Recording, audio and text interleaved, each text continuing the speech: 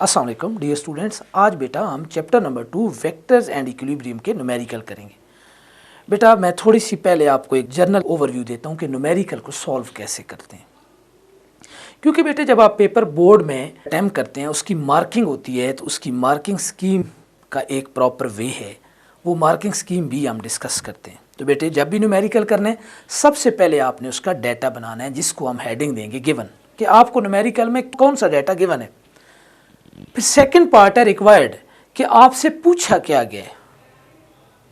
Third part है बेटा आपके पास सॉल्यूशन, कि आपने न्यूमेरिकल को सॉल्व कैसे करना है। तो बेटे जब भी न्यूमेरिकल बोर्ड में आता है उसके 3 मार्क्स होते हैं।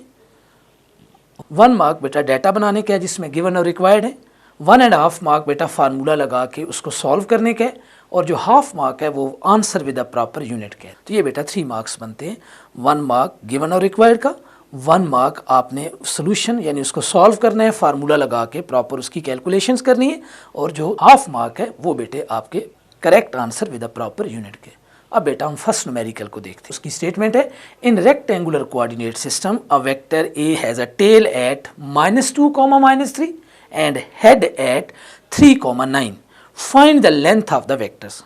बेटा वो ये कह रहे हैं रेक्टेंगुलर कोऑर्डिनेट सिस्टम में एक वेक्टर ए है, उसकी टेल जो है वो -2, -3 है, ये उसके टेल के कोऑर्डिनेट्स हैं, और जो हेड है वो कहाँ पे 3, 9, ये उसके हेड के कोऑर्डिनेट है। कहता है कि जो वेक्टर है ये आपको नजर आ रहा है, उसकी लेंथ फाइंड करें, उस वेक्टर की मैग्नीट्यूड फाइंड करें। तो बेटे देखें इस न्यूमेरिकल में सबसे पहले हमें देखना है कि जो वेक्टर की टेल है वो कहाँ पे गिवन है। उसके कोऑर्डिनेट हैं P of -2, -3, it means that वो थर्ड क्वाड्रेंट में है। तो गिवन में सबसे पहले बेटे मैं उसका जो टेल है उसका पोजीशन वेक्टर बनाऊंगा। मैं और आप इस वक्त रेक्टेंगुलर कोऑर्डिनेट सिस्टम के ओरिजिन पे हैं, और वेक्टर की टेल हमसे जितना दूर है जो उसका पोजीशन वेक्टर है वो कौन है बेटे R1, और उसके कोऑर्डिनेट्स क्या हैं -2, -3। तो R1 जो पोजीशन वेक्टर बनेगा वो बनेगा -2i cap -3j cap. 2i ये उसका x कोऑर्डिनेट है, क्योंकि थर्ड क्वाड्रेंट में है तो माइनस है, और -3j ये भी थर्ड क्वाड्रेंट में है तो ये y कोऑर्डिनेट है, इसलिए नेगेटिव है। गिवन में p पॉइंट है और उसका पोजीशन वेक्टर जो कि टेल है। अब वेक्टर की हेड को देखें तो q है 3, 9। उसके पोजीशन वेक्टर को अगर मैं R2 कहूँ तो वो R2 क्या आएगा 3i + 9j। ये बेटा आपके न्यूमेरिकल में 2 पॉइंट्स गिवन थे, उससे हमने क्या बनाया पोजीशन वेक्टर। अब बेटे रिक्वायर्ड क्या है, रिक्वायर ये है कि जो P और Q में डिस्टेंस है जिसको हमने लेबल किया है वेक्टर A, उसकी लेंथ फाइंड करें। इट मीन्स दैट आपने क्या फाइंड करना है मैग्नीट्यूड ऑफ A। तो सोल्यूशन क्या आएगा बेटा, डायग्राम को दोबारा देखें आप, हेड टू टेल रूल लगाएं। हेड टू टेल रूल क्या कहते हैं कि इस डायग्राम में जो नजर आ रही है 3 वेक्टर्स हैं R1, R2 और वेक्टर A। इसमें R1 और वेक्टर A ऐड हो रहे हैं और R2 उनका रिजल्टेंट है, क्योंकि R2 का हेड से हेड कॉन्साइड कर रहा है और टेल से टेल कॉन्साइड कर रही है। तो यहाँ पे अगर मैं हेड टू टेल रूल लगाऊं तो वो बनेगा R1 + वेक्टर A = R2। तो यहाँ से A वेक्टर क्या आएगा R2 - R1।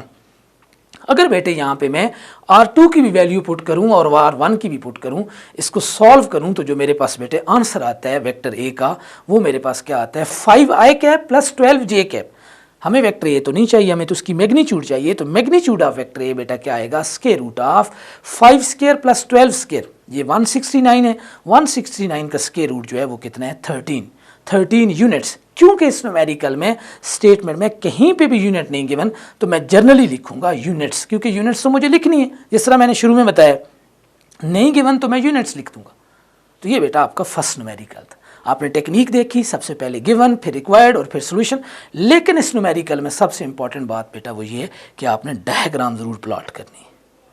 अब हम आते हैं सेकंड न्यूमेरिकल की तरफ।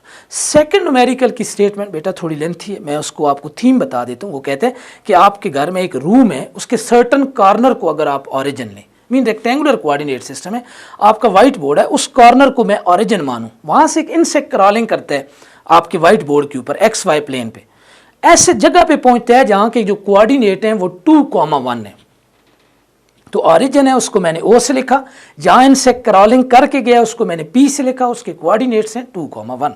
कहते हैं इनसेक्ट ने कितना डिस्टेंस मूव किया, और साथ कहते हैं कि डिस्टेंस मीटर में होगा। तो बेटा सबसे पहले गिवन ये है कि एक पॉइंट है P ऑफ 2, 1, और उसका पोजीशन वेक्टर क्या बनेगा 2i cap plus 1j cap. Required ये है कि जो पोजीशन वेक्टर है r उसकी लेंथ यानी उसकी मैग्नीट्यूड फाइंड करें। r modulus is equal to what, magnitude of r find करनी। तो सोल्यूशन में बेटा हम पोजीशन वेक्टर जो है उसकी मैग्नीट्यूड लें। पोजीशन वेक्टर क्या है r, 2i प्लस j। उसकी मैग्नीट्यूड का फार्मूला हमने पढ़ा है। किसी भी वेक्टर की मैग्नीट्यूड क्या होती है, square root of x component का स्क्वायर प्लस y का square. Mean magnitude of r is equal to क्या आएगा, under root of 2 square plus 1 square. तो ये बेटा स्क्वायर रूट ऑफ 5 आता है जो कि 2.2 मीटर है, क्योंकि इस न्यूमेरिकल में उसने ब्रैकेट में लिखा था where units are in metre. तो ये बेटा आपका आंसर है। अब हम थर्ड न्यूमेरिकल की तरफ आते हैं। कहता है बेटा find the unit vector in the direction of a vector a is equal to 4i plus 3j। Given क्या है, एक vector a 4i plus 3j। Required क्या है, you have to find a cap. Solution a cap का formula a cap is equal to, हमने theory में पढ़ा है, vector a over its magnitude. Vector a है 4i प्लस 3j और उसकी मैग्नीट्यूड है square root of 4 square plus 3 square.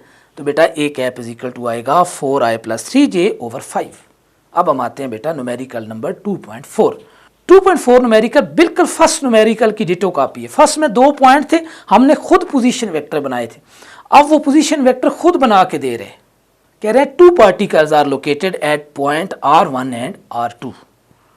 r1 is equal to 3i plus 7j और r2 है माइनस 2i प्लस 3j। कहता है find the magnitude and direction of r2 minus r1। तो बेटे आपने सबसे पहले a पार्ट में क्या फाइंड करना है, r2 माइनस r1। आप वेक्टर r2 में से किसको माइनस करेंगे, वेक्टर r1 को। बेटे जब आप दोनों को माइनस करेंगे, याद रखना है i कोऑर्डिनेट में से i माइनस करेंगे और j में से क्या करेंगे, j। तो जो आपका आंसर आएगा r2 minus r1 a part में, वो बेटा ये आएगा r2 minus r1 is equal to minus 5i cap minus 4j cap. तो ये बेटा आपने फाइंड कर लिया r2 माइनस r1। अब उसका a पार्ट कहता है इस वेक्टर की मैग्नीट्यूड फाइंड करें। तो बेटा r2 माइनस r1 के अराउंड अगर मैं मॉडुलस लगाऊं तो उसकी मैग्नीट्यूड आएगी square root of 5 square plus 4 square. अब इसको अगर हम सॉल्व करें तो बेटा आता है स्क्वायर रूट ऑफ 41। इसको मजीद सॉल्व करें तो आंसर आता है 6.4 यूनिट्स। अगेन यूनिट नहीं गिवन, हम लिखेंगे यूनिट्स। अब बी पार्ट है कि आपने इसकी डायरेक्शन फाइंड करनी है। तो बेटा डायरेक्शन कैसे आती है, पहले हमें देखना होगा ये किस क्वाड्रेंट में है। r2 minus r1 minus 5i minus 4j, it means that it is in third quadrant. तो डायरेक्शन क्या आएगी, theta is equal to 180 degree. याद होगा आपको, हमने थ्योरी में पढ़ा था 180 प्लस tan इनवर्स ऑफ 4/5। इसको बेटे अगर आप सॉल्व करें तो आपका आंसर आएगा 219 डिग्री। तो ये बेटे आपके पास न्यूमेरिकल नंबर कौन सा था, 2.4। बेटा 2.5 में वो कहता है कि there are 2 vectors a and b। If b is added to a then answer is 6i cap plus 1j cap and if b is subtracted from a then answer is minus 4i plus 7j। Find the magnitude of vector a। बेटे क्या given है, जरा देखें कि अगर हम vector b को a से माइनस करें यानी a माइनस b, तो वो आता है 6i प्लस 1j कैप। और अगर b को a से माइनस करें, पहले तो हमने b को a में ऐड किया, b प्लस a तो आता है 6i प्लस j कैप। और अगर b को a से माइनस करें यानी a माइनस b, तो वो क्या आता है माइनस 4i प्लस 7j। तो कहता है find the magnitude of a। तो बेटे आपके पास डाटा क्या बना, a plus b is equal to 6i plus j और a minus b is equal to minus 4i plus 7j। तो रिक्वायर्ड में क्या आएगा, magnitude of a is equal to what.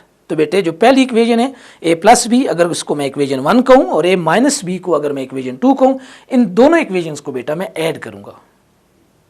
Adding equation 1 and 2, b vector से क्या हो जाएगा cancel, plus B minus B से क्या हो जाएगा कैंसिल।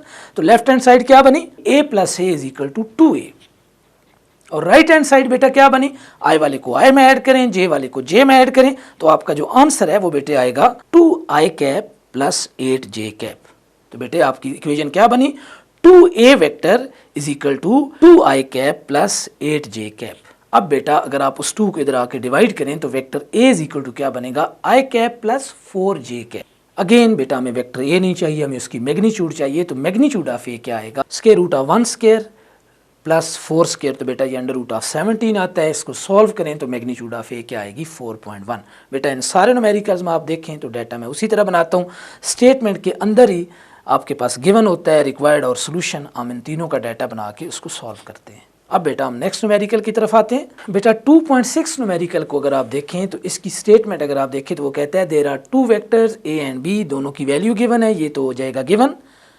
बेटा इस क्वेश्चन का जो सी वेक्टर है, जो पहला पार्ट है सी वेक्टर, वो क्या है, C is equal to A plus B. हमें इसकी मैग्नीट्यूड भी फाइंड करनी है और बेटे हमें इसकी डायरेक्शन भी फाइंड करनी है। तो बेटे सोल्यूशन में हम दोनों वेक्टर्स को ऐड करेंगे, C vector is equal to A plus B. दोनों को किस तरह ऐड करना है, आई कैप को आई कैप में ऐड करेंगे और जे कैप को बेटा जे कैप वाले कंपोनेंट में ऐड करेंगे। तो ऐड करके जो वेक्टर सी आएगा वो बेटा आपके पास आएगा 5 I cap minus 1 J cap. हमें वेक्टर सी की दो चीज़ें चाहिए, मैग्नीट्यूड और डायरेक्शन। मैग्नीट्यूड होता है C is equal to square root of 5 square plus 1 square, तो ये अंडर रूट ऑफ 26 आता है, जिसको मैं कहता हूँ 5.1। ये उसका ए पार्ट का आंसर है। बी पार्ट है कि आपने इसकी डायरेक्शन फाइंड करनी है। बेटे अगर आप गौर से देखें, वेक्टर सी का एक्स कोऑर्डिनेट पॉजिटिव है 5 आई कैप और वाई कोऑर्डिनेट नेगेटिव है -1 J cap, it is in fourth quadrant.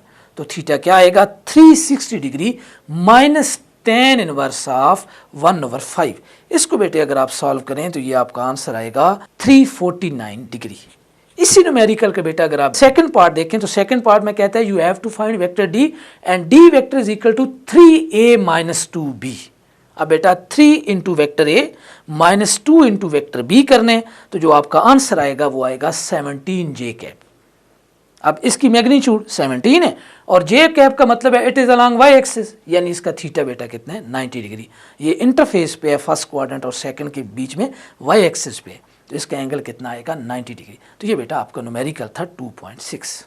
Next numerical है 2.7। It is the most important numerical of chapter number 2। वो कहता है there are two vectors A and B, दोनों की value given है, आपने इन दोनों के दरमियान एंगल फाइंड करना है थीटा। तो बेटा हमने दो वेक्टर्स के बीच में एंगल फाइंड करने का जो फार्मूला है, अकेला वेक्टर हो तो फिर तो tan इनवर्स वाला होता है, लेकिन दो वेक्टर हैं तो फिर हम स्केलर प्रोडक्ट की प्रॉपर्टी यूज़ करेंगे, A dot B is equal to A B cos theta.